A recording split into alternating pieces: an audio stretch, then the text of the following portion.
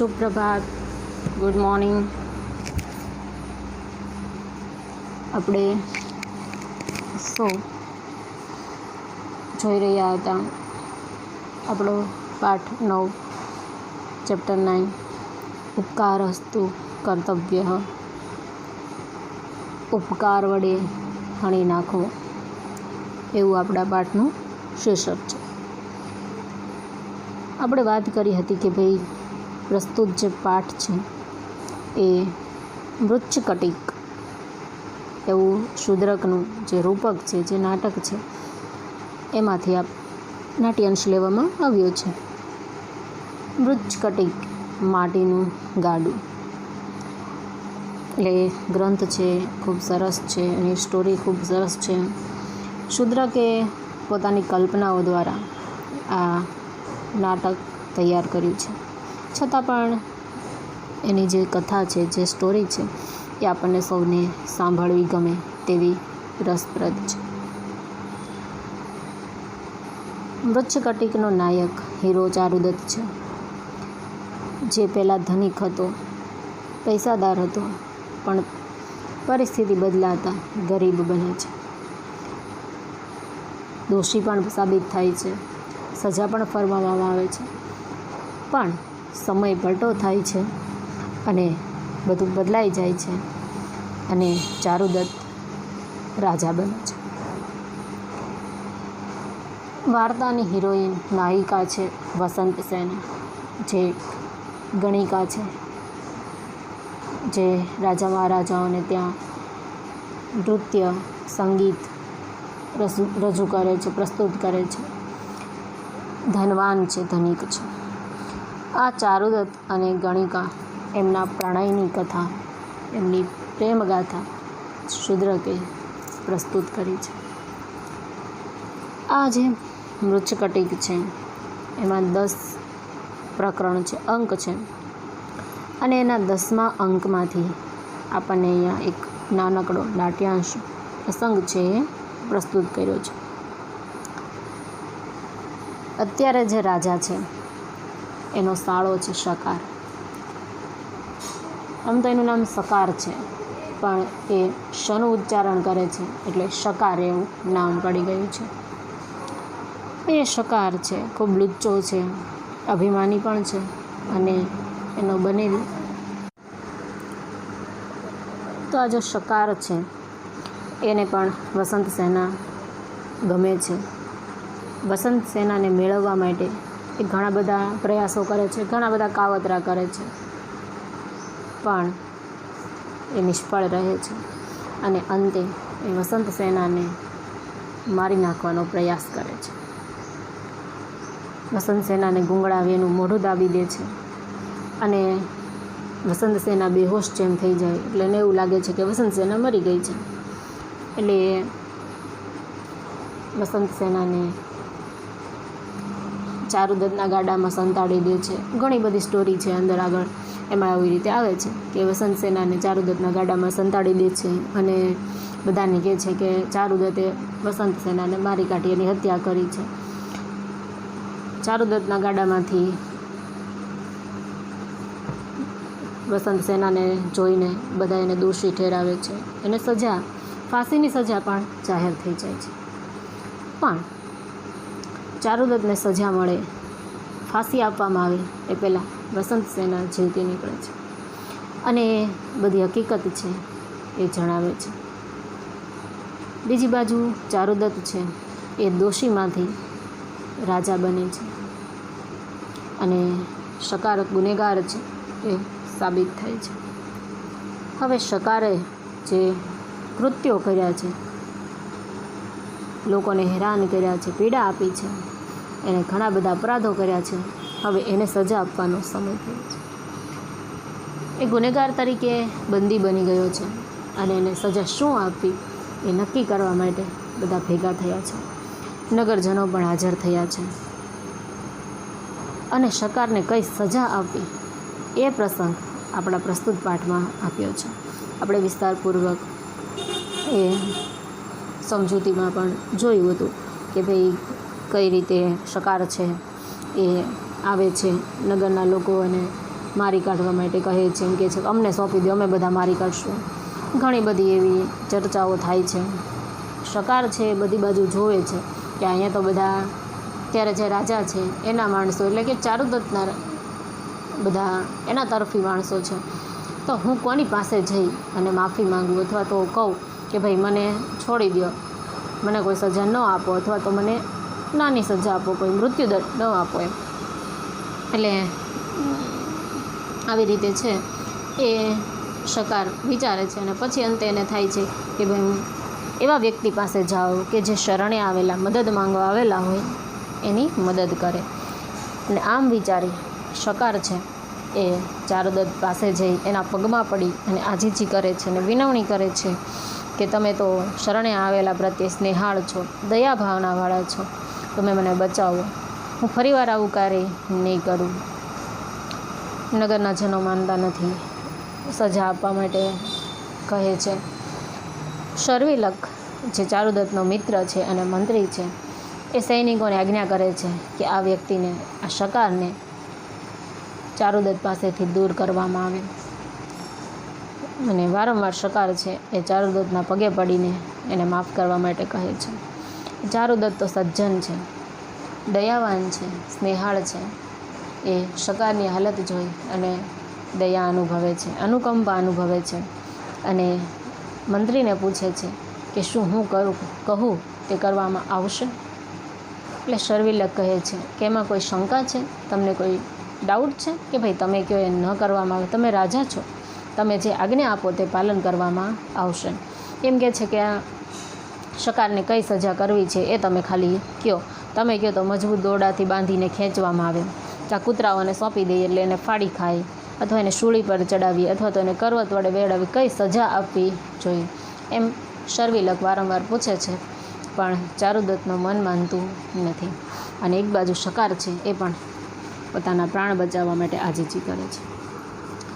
અંતે ચારુદત્ત કહે છે કે ભાઈ આ વ્યક્તિને છોડી દેવામાં આવે.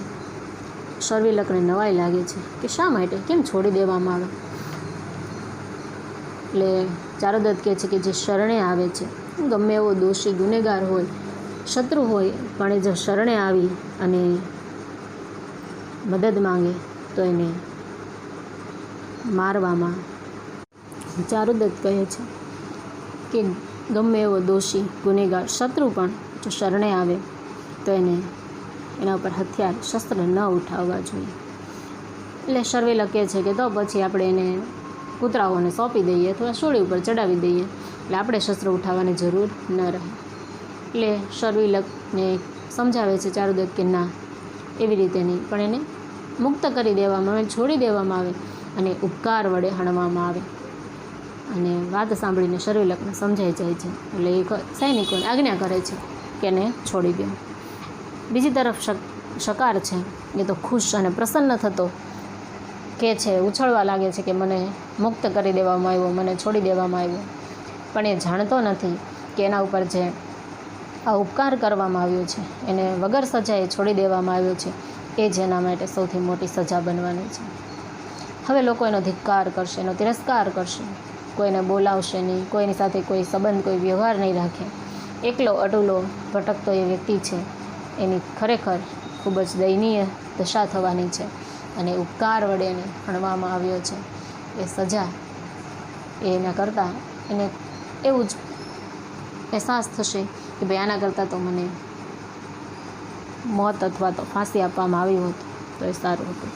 એટલે આ રીતે ઉપકાર વડે હણી કાઢવાની વાત છે કરવામાં આવી છે. એક તરફ ચારુદત્ત છે એ પોતે સજ્જન છે, સારો વ્યક્તિ છે, એટલે એ કોઈનું ખરાબ કરી શકતો નથી, એટલે એ શકારને કોઈ સજા કરવા માંગતો નથી. એને મુક્ત કરી છોડી દઈ અને એના ઉપર ઉપકાર કરે છે. પણ દરેક વ્યક્તિ ચારુદત્ત જેવા સજ્જન નથી હોતા. ગામજનોને તો શકાર પ્રત્યે ખૂબ જ ઘૃણા છે, ખૂબ ગુસ્સો છે, ક્રોધ છે, એટલે એ કોઈ તો શકાર સાથે વ્યવહાર રાખે એમ છે નહીં. શકાર છે એણે પોતે જે કર્મો કર્યા છે અંતે એનું ફળ એને ભોગવવું પડે છે. તો આવી વાત છે રસપ્રદ આપણે જોઈ હતી. આજના લેક્ચરમાં આપણે શબ્દાર્થ ગ્લોસરી છે એ જોઈએ.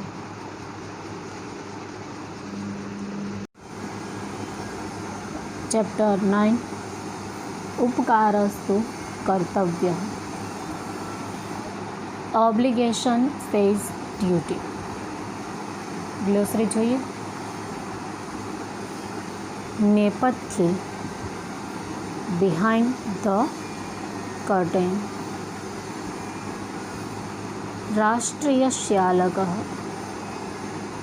કિંગ્સ બ્રધર ઇન લો એहि કમ. स्वस्य अविनयस्य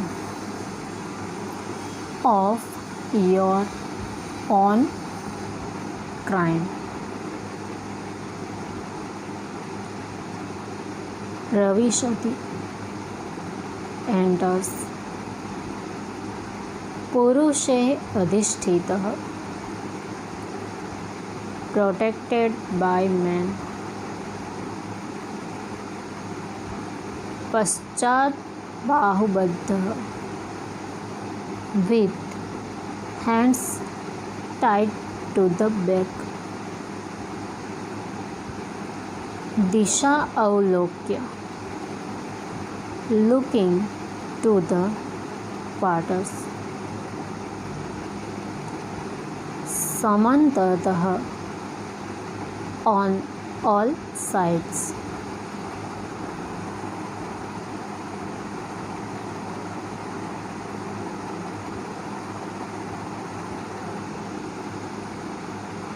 उपस्थितः प्रेजेंट. राष्ट्रीय बंधः रिलेटिव ऑफ द किंग. तत् कथम इदानीं. So now to home. अशरणः हेल्पलेस. शरणं व्रजामि शुड अप्रोच फॉर प्रोटेक्शन. विचिन्त्य हैविंग थॉट. शरणवत्सलम who is affectionate towards those who approach for protection. इति उपसृत्य those approaching. परित्रायस्व save.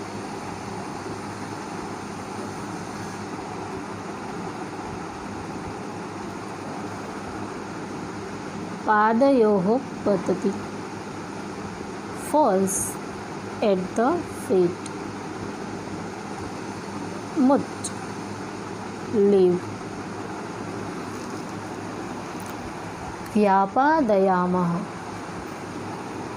let's give. सानुकंपम compassionately. अभयं शरणागतस्य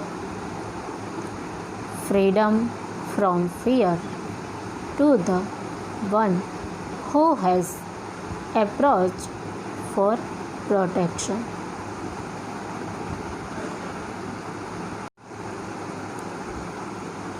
सावेगम angrily. अपनीयतामयम् let this be taken away. पापः sinner. Kim अनुष्ठीयताम् what should be done. सुबद्धय after having bound tightly. आकर्षन्तु drag. Shwabhihi, by the dogs. Sankhadyatam, should be devoured. Shole, on the step. Tishthatam, should stay. Krakachen, with a sock. Patyatam, should be saved down. Bravimi, I am saying.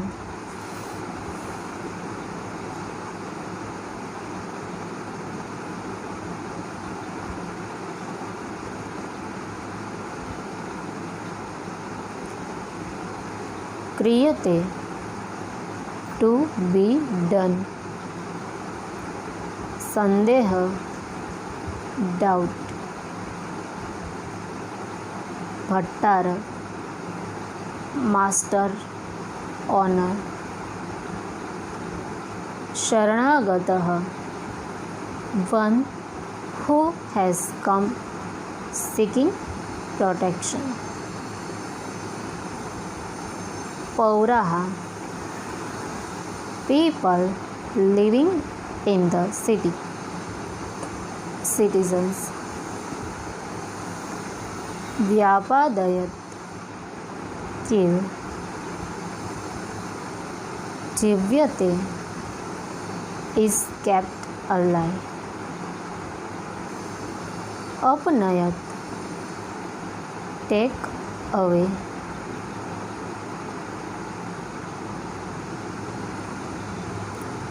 Kim hanyatam, should be killed. Mucyatam, let him be released. Krut aparadha, one who has committed an offense. Padayoho patitaha, fallen at feet. Shwabhihi, dogs. Khadyatam, let be eaten. Upkaraha, obligation. Pratijivitaha, restored to life. અહીંયા આપણા પાઠ 9ની ગ્લોસરી, chapter 9ની ગ્લોસરી શબ્દાર્થ છે એ પૂરા થાય છે. Homework આજનું જોઈ લઈએ. સ્વાધ્યાય એક્સરસાઇઝ જે છે ચેપ્ટરમાં એમાંથી ક્વેશ્ચન 1 જે છે MCQs એ આપણે ટેક્સ્ટ બુકમાં જ ટીક કરીએ છીએ એ કરવાના છે. ક્વેશ્ચન 1, પુરુષે અધિષ્ઠિતઃ શકારઃ ક્રીદુષઃ આસીત. બી, પશ્ચાત બાહુબદ્ધઃ. સેકન્ડ, કિમ અહમ યત બ્રવીમિ તદ ક્રિયતે ઇતિ વચનમ કસ્ય. ડી, ચારુદત્તસ્ય. થર્ડ ક્વેશ્ચન, એવં તર્હિ શ્વભિः ખાદ્યતામ. એતદ વાક્યમ કઃ વદતિ. સી, શર્વિલકઃ.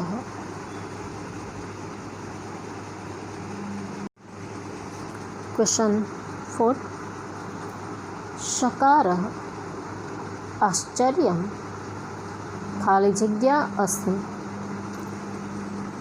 બી, પ્રત્યુજીવિતઃ.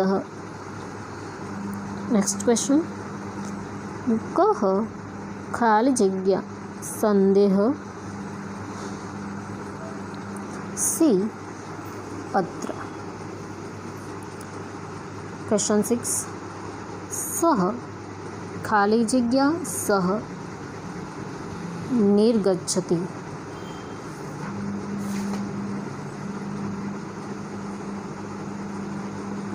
એ પુરુષે. ક્વેશ્ચન 7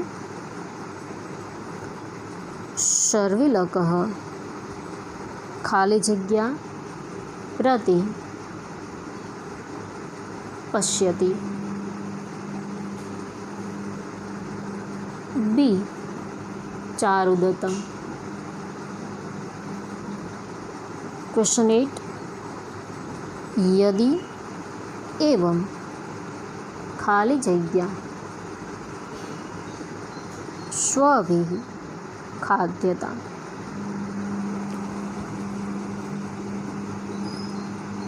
डी तर्हि.